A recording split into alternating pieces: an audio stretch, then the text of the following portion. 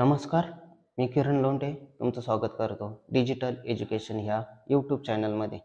तर लाडक्या बहिणींसाठी आज एक महत्त्वाचा निर्णय घेऊन आलेलो आहे.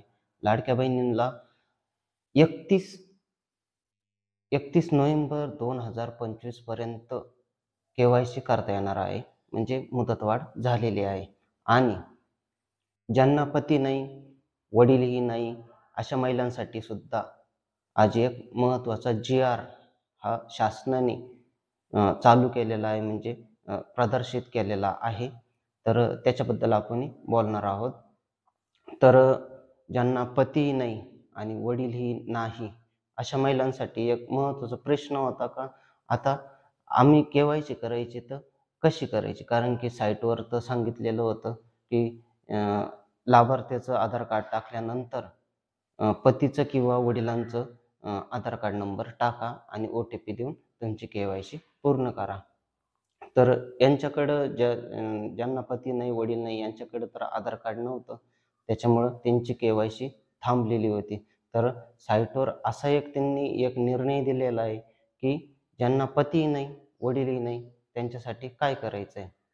तर त्यांच्यासाठी एक महत्त्वाचा निर्णय आलेला आहे. त्यांनी अर्धवट KYC करायची. म्हणजे कशी करायची?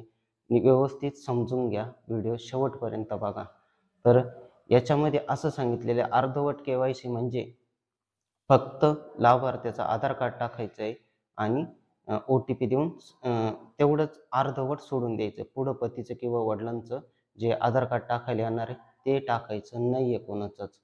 काही लोकं काय करताय, घरातल्या एखाद्या पुरुषाचं टाकून देताय, मुलाचं टाकून देताय. हे नंतर रिजेक्ट होणार आहे. तर चुकीचं KYC ही करू नका.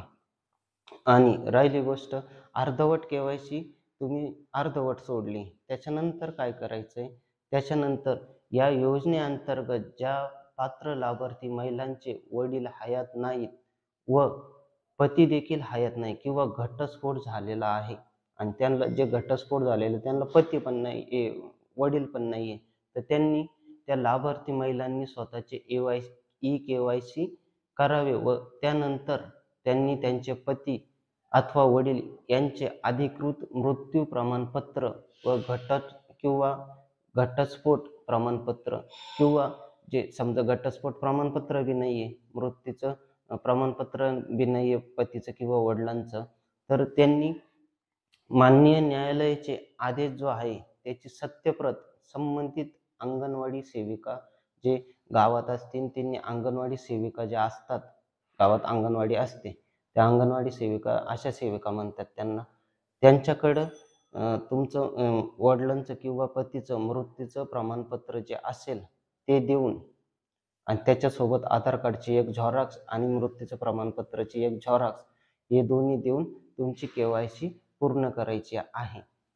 तर ते अंगणवाडी सेविकाकडे देण्याची शेवटची तारीख आहे 31/12/2025 पर्यंत, म्हणजे डिसेंबर महिन्याच्या 31 तारखेपर्यंत हे तुम्हाला जमा करायचं आहे.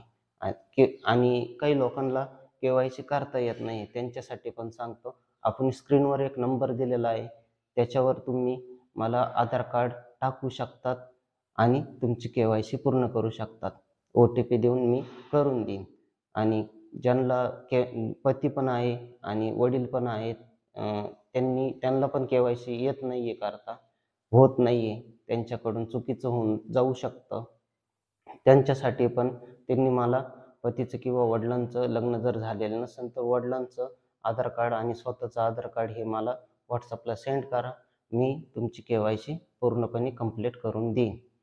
तर व्हिडिओ कसा वाटला कमेंटमध्ये सांगा. चॅनलला सबस्क्राईब करा, हा व्हिडिओ शेअर करा. जय हिंद, जय महाराष्ट्र. धन्यवाद.